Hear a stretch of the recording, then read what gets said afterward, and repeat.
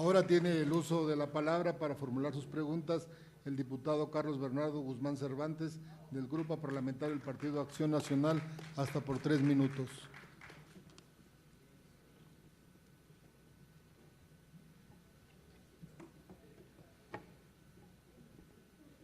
Gracias, muy buenas noches. Licenciado Emilio Choifet, secretario de Educación. Hace unos minutos usted entregó a nuestra compañera presidenta de la Comisión de Cultura y Cinematografía un acta notariada.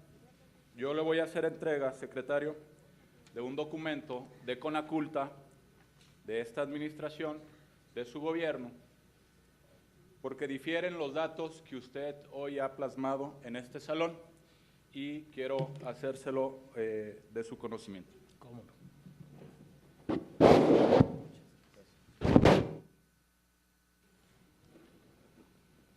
Continúo con su permiso, señor presidente. La política cultural es la parte de la gestión de un gobierno que se orienta a garantizar el acceso a cultura y a los bienes culturales para todas las personas, pero también a preservar el patrimonio cultural y fomentar las artes en un país. En este sentido, en el segundo informe de gobierno menciona que la política cultural forma parte de las acciones y estrategias de prevención social que impulsa el Estado mexicano. Pero por otro lado, según el gobierno federal, el Programa Especial de Cultura y Arte 2014-2018 propone impulsar la promoción y difusión de las artes y sus diferentes manifestaciones, conservar y preservar nuestro patrimonio cultural, ampliar los recursos culturales del país para convertirlos en un medio para lograr el desarrollo de la sociedad mexicana y contribuir a la superación de sus principales problemáticas y desafíos. Es una bonita frase, pero también es la total falta de claridad respecto de la política cultural que este país necesita. Hoy, no obstante, el derecho al acceso a la cultura y al disfrute de los bienes y servicios culturales para todas las personas que establece nuestra Constitución, el derecho a la cultura y el derecho al deporte, no son temas de la agenda de este gobierno. Permítame preguntarle, señor secretario, ¿no quedamos muy conformes con la respuesta que ha dado respecto a los jóvenes que no estudian y no trabajan y qué opciones educativas y culturales brinda esta administración?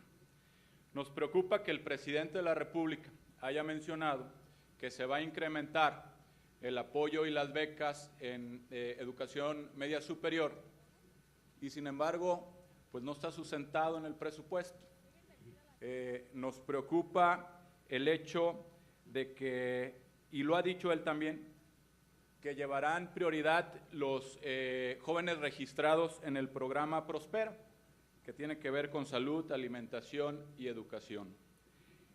La pregunta o la inquietud de nosotros es, con esta indicación del ciudadano presidente, si se va a apoyar a más jóvenes, si se dejará de apoyar a los que actualmente cuentan ya con un apoyo, son becarios de la Secretaría de Educación. Quisiera que nos explicara esto.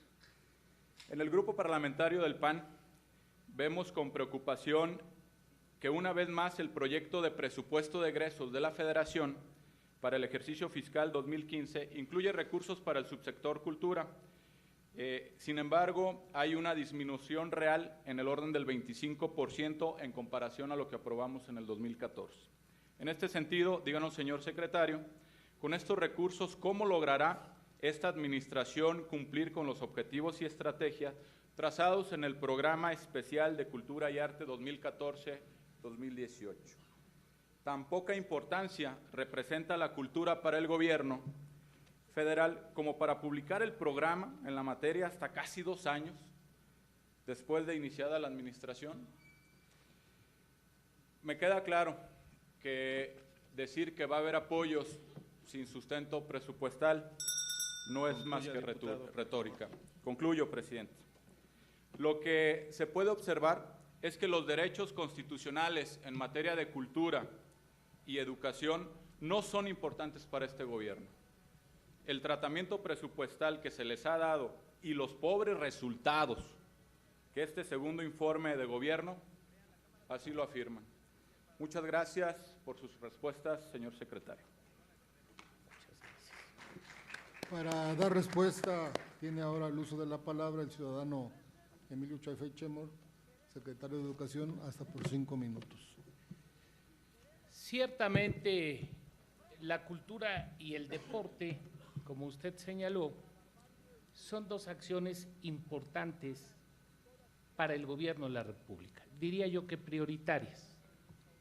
En relación al primer punto, yo entregué un documento notarial, recibo su hojita. Y le digo así porque jurídicamente, no sé si usted o sea usted abogado, tienen distinto valor, o mejor dicho, distinta eficacia. Lo que tenemos que hacer es simplemente comparar el documento notarial con los expedientes que ha recibido la Secretaría y vamos a ver si algún otro está fuera con el sello de la Secretaría. Y entonces veremos cuál es el real.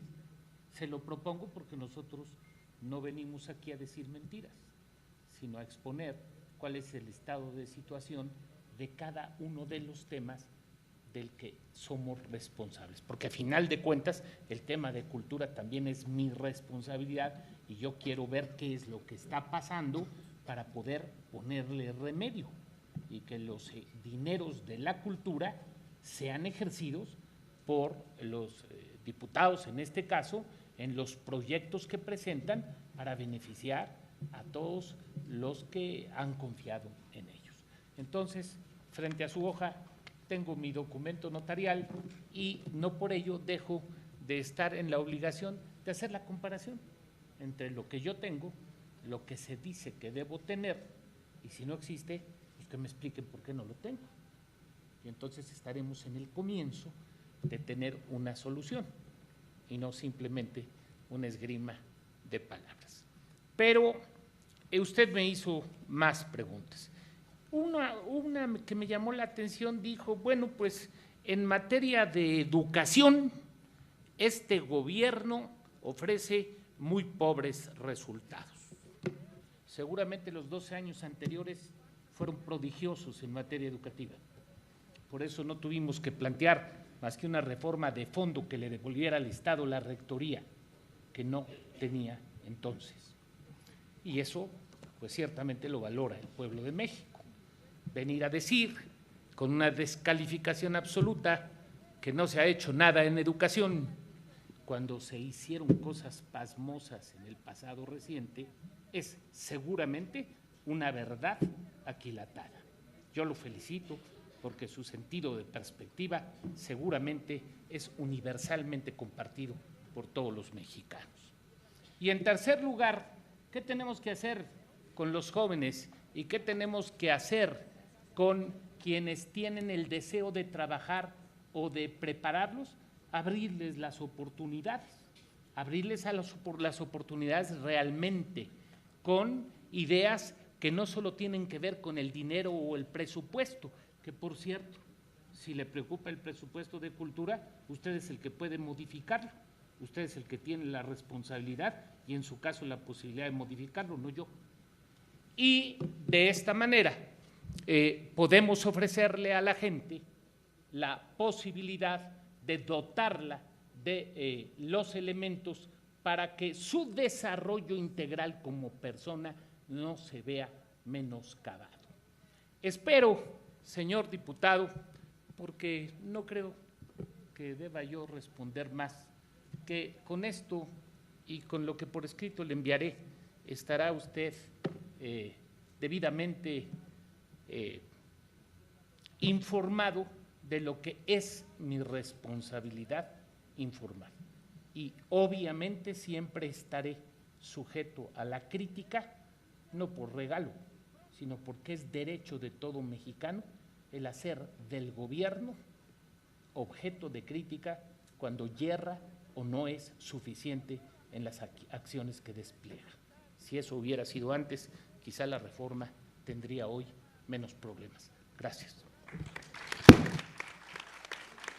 Para hacer su derecho de réplica tiene ahora La palabra el diputado Alberto Díaz Trujillo del Partido Acción Nacional, hasta por 3 minutos.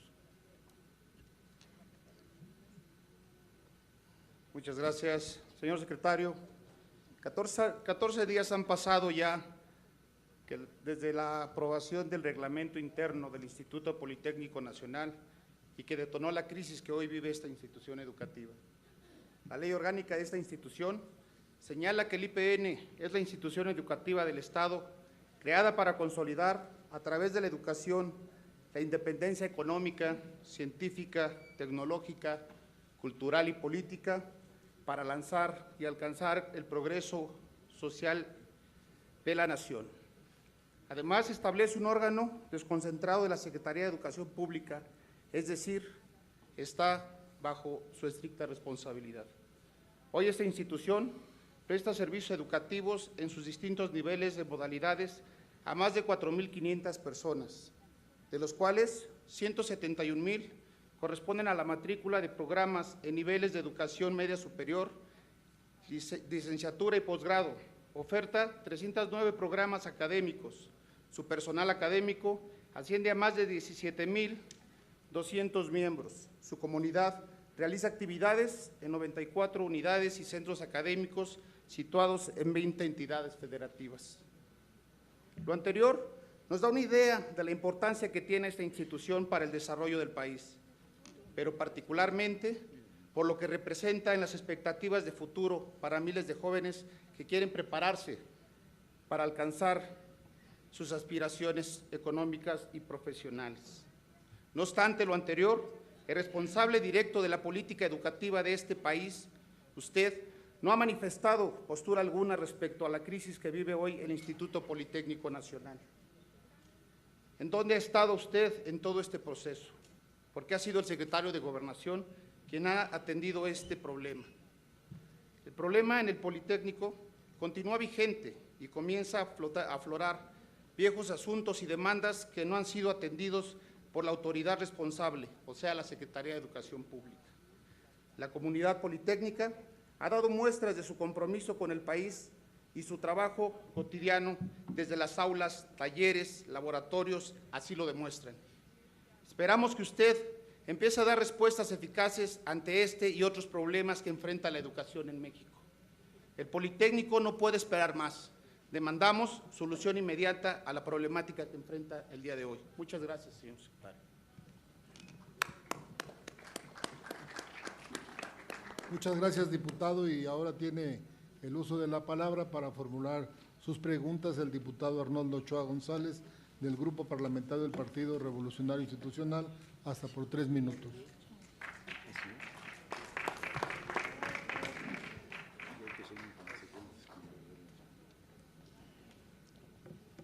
Muy buenas noches, compañeros y compañeras. Buenas noches, señor secretario. Creo que es muy importante siempre asistir a una comparecencia en donde un diálogo respetuoso siempre nos debe caracterizar. Aún así haya algunas intervenciones con poco sustento, debo de admitir que ha sido respetuoso esta comparecencia, y eso le da un aire republicano. Y yo quisiera hacer un comentario sobre el Instituto Politécnico Nacional. Creo que es una gran institución que la debemos cuidar. Y lo mejor que podemos hacer los partidos políticos y las fracciones parlamentarias es no meternos en ese conflicto de la comunidad estudiantil. Ni está en riesgo la sobrevivencia del Politécnico, ni tampoco es verdad que, por ejemplo, entre los temas que aquí se ha dicho, que la autonomía podía ser una solución. Yo no recuerdo en los puntos que ellos han esgrimido, los del Comité Estudiantil de Lucha Politécnica, ninguna referencia, ninguna autonomía. Y creo que tampoco ha sido en el pasado el Instituto Politécnico Nacional y la educación técnica el interés de algunos que ahora aquí en tribuna señalan un gran problema. Dejemos a la comunidad politécnica, que está siendo debidamente atendida por el gobierno de la República, y esperemos nosotros, confiamos en que va a haber solución a sus problemas. No hagamos nosotros más conflictos de lo que ya tiene esa comunidad.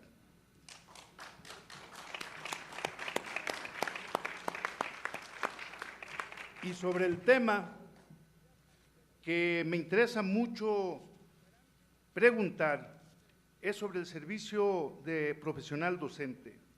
Todos hemos y conocemos que la base de la reforma educativa es el tema de la calidad de la enseñanza y de la equidad. Y entre eso tenemos un proceso de ingreso, de promoción y permanencia basada en exámenes de oposición. Y este tema sabemos y conocemos que en muchos estados se aplicó debidamente. Pocos son los estados donde no se ha podido realizar todos estos objetivos y estos procesos porque ha habido radicalismo en algunas de las organizaciones, aquellas que precisamente hablan sobre la democratización de la enseñanza y toman la evaluación como un pretexto nada más para seguir tratando de ocultar los niveles de deficiencia que ahí se encuentran. Esto es muy importante para nosotros porque hay que decirlo con todas sus letras. Nosotros debemos de buscar que el ingreso, la promoción y la permanencia de los docentes en el sistema educativo nacional deben de estar sujetos a la idoneidad de las personas. La idoneidad de los docentes es lo que requerimos para elevar la calidad de la enseñanza. Y ahí me gustaría mucho, señor secretario, que nos pudiera ampliar cómo han sido estos procesos de ingreso, digo, de las evaluaciones que se han realizado de los exámenes de oposición para el ingreso, para la promoción y para la permanencia de los docentes. ¿Cómo se han aplicado? ¿Cómo han respondido los maestros? ¿Y qué perspectivas tenemos? Esa es base de la reforma educativa y nos interesa mucho de fondo. Muchas gracias. Ahora tiene el uso de la palabra para contestar a las preguntas del diputado Ochoa González, el secretario de Educación Pública, hasta por 5 minutos. Muchas gracias, señor diputado. Por primera vez se efectuaron concursos nacionales en los términos que ya señalé previamente para el ingreso a la educación básica a fin de seleccionar a las personas idóneas para el servicio público educativo.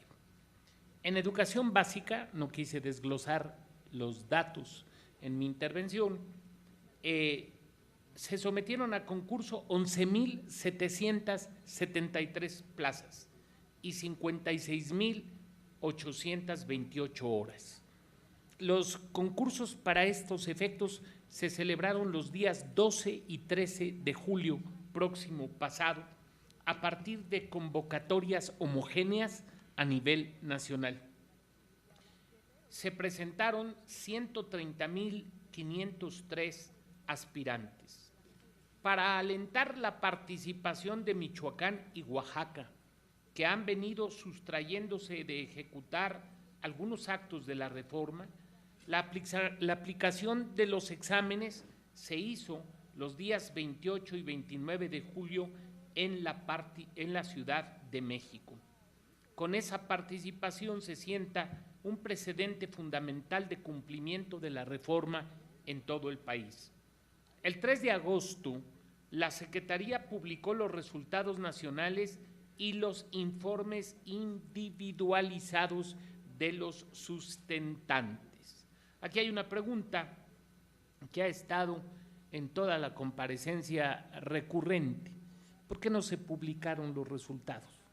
Porque la Ley de Protección de Datos Personales establece claramente que hay datos que corresponden solo a la persona y no pueden darse a conocer públicamente. Se violenta una garantía en aras de la supuesta transparencia. El concurso de educación media superior se hizo consistir en 2.612 plazas y 75.496 horas por ingreso y 445 cargos para promoción a director. Los concursos se realizaron el 19 de julio a partir también de convocatorias homogéneas. Participaron 34.413 aspirantes y 907 para la promoción a la dirección. Se dieron los resultados el 10 de agosto, no sin antes decir que los días 28, 29 y 31 de julio se presentaron los aspirantes de los estados de Michoacán y Oaxaca. En el concurso de ingreso a la educación primaria, el 32.8% resultó idóneo.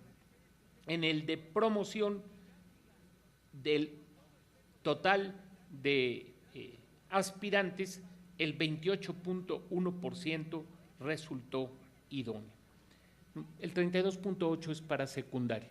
Para primaria, en el caso de docentes, fue el 38%, como antes lo había señalado.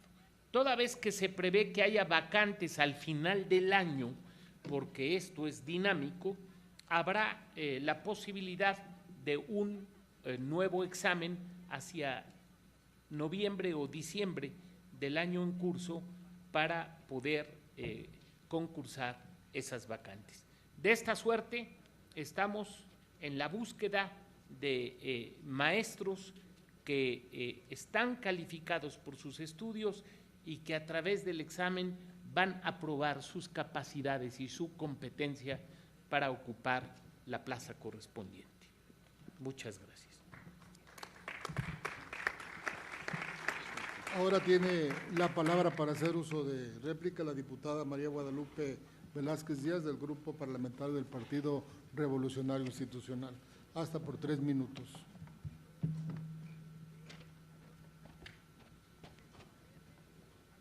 Muchas gracias, presidente, secretario. Compañeros y compañeras diputadas, señor secretario Emilio Choefet, me congratula su presencia en un instrumento de rendición de cuentas tan importante para el país como es la comparecencia de los funcionarios públicos.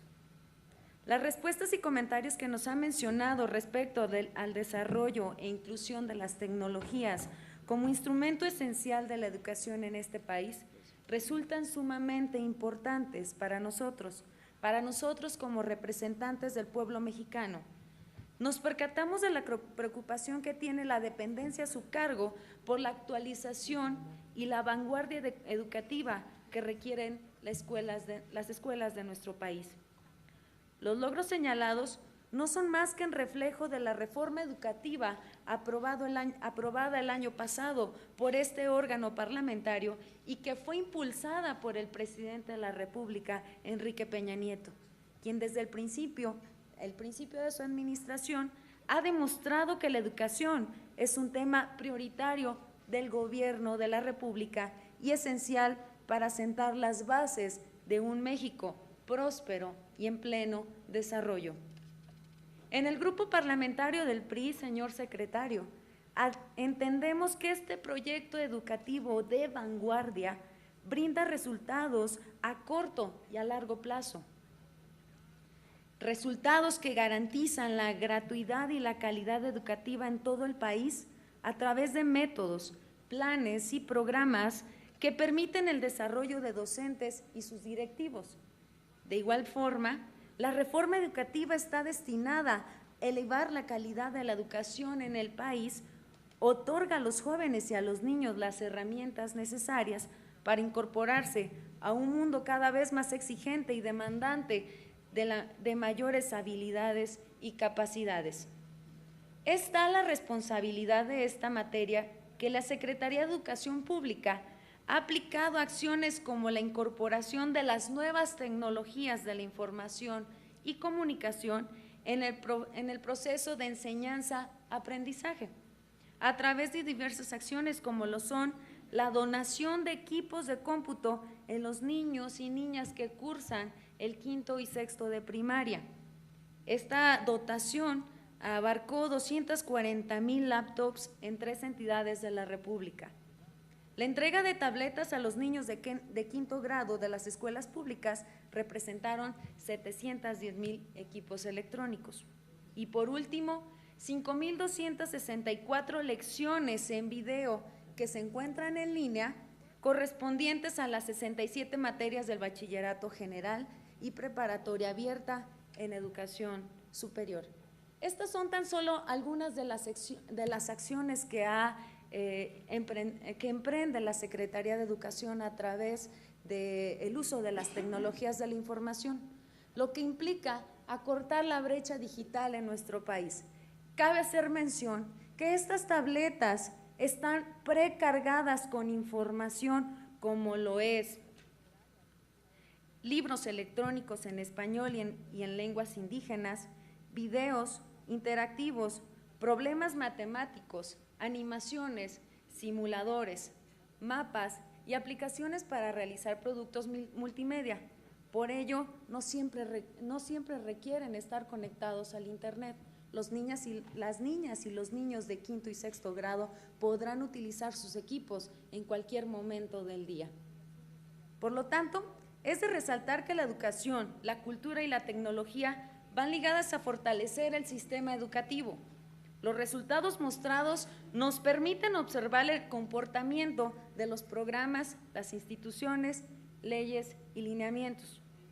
Hoy en día podemos asegurar que la calidad y la cobertura en la educación son una realidad incluyente, científica, técnica y artística, para la formación de personas integrales que contribuyan al crecimiento y desarrollo de México. Señor secretario, estamos conscientes que aún faltan escuelas por incluir en esta evolución tecnológica, pero estoy segura que sus acciones seguirán siendo contundentes y firmes frente a las necesidades del sector educativo que demandan los mexicanos. Es tanto, señor presidente. Muchas gracias. Muchas gracias, diputada. Siendo el final de esta segunda ronda de preguntas y de conformidad con las bases que norman esta comparecencia, se concede la palabra para exponer sus comentarios al ciudadano Emilio Choafel Chemor, secretario de Educación Pública, hasta por 3 minutos. Honorables diputados, hace muchos años, cuando tuve la fortuna de encabezar la administración del Instituto Federal Electoral, invité a un hombre de prodigiosa inteligencia y de profundas convicciones a dar una conferencia, El mural y la política. Él era nada más y nada menos que Carlos Castillo Peraz. Después de pronunciar su conferencia, lo invité a mis oficinas y comenzó una cálida y entrañable amistad, con un respeto y admiración que yo agrego hacia él porque lo tenía bien ganado. Carlos decía que la educación hacía la diferencia y ciertamente se manifestaba por una educación abierta, democrática, inclusiva. Y a partir de ese pensamiento, yo creo que igual ocurre con el deporte, con la cultura y con todos los elementos que en torno nuestro fortalecen nuestra identidad como sociedad y como personas y fomentan nuestro desarrollo integral. Carlos no era hombre de élites, Carlos venía de abajo. Carlos no peleaba por gabinetes de curiosidades ni por grupitos de intelectuales poseedores de la verdad. Carlos era siempre sincero, porque detrás de él hubo siempre honradez y una moralidad inmaculada que jamás nadie pudo poner en duda. Y finalmente, señoras y señores diputados, agradeciendo la atención que me han brindado, a Carlos jamás, pero nunca se le hubiera ocurrido decir la frase que esta tarde escuché, independientemente de la legalidad. Muchas gracias.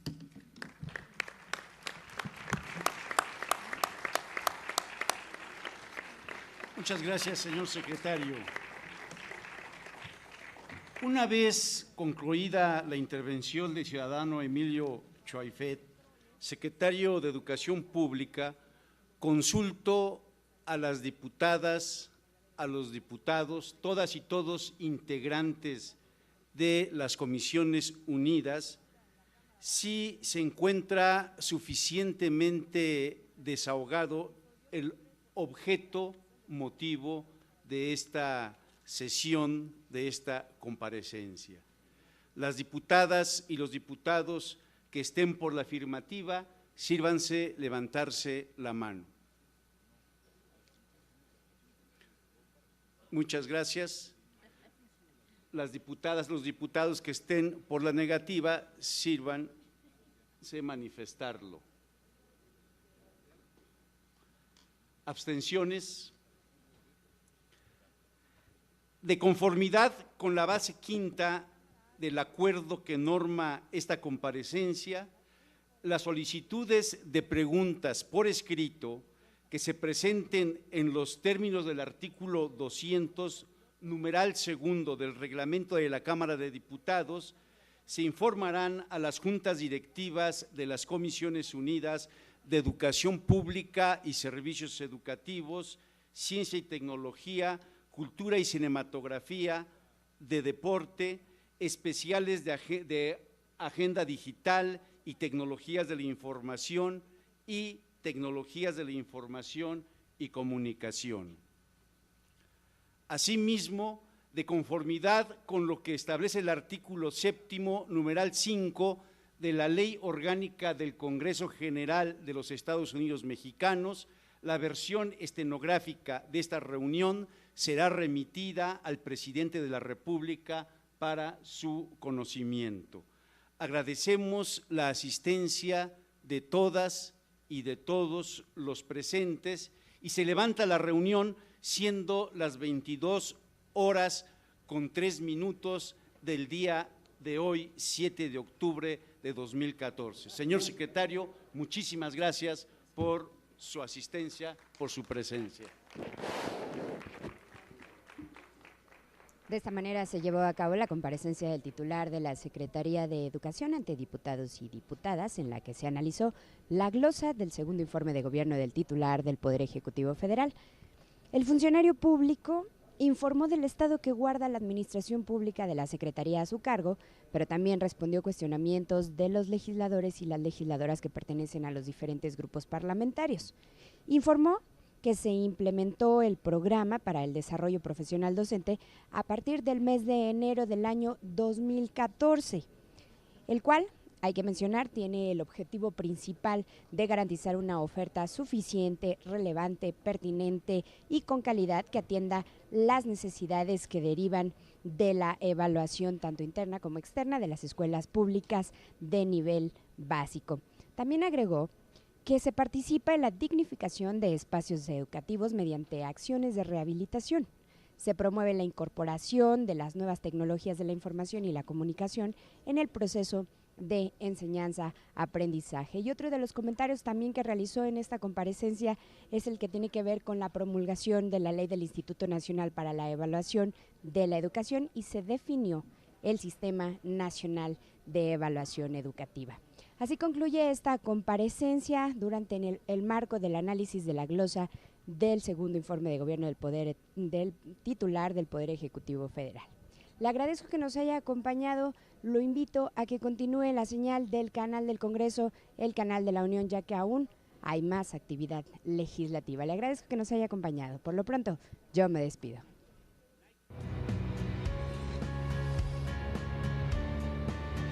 Canal del Congreso, el canal de la Unión, presentó.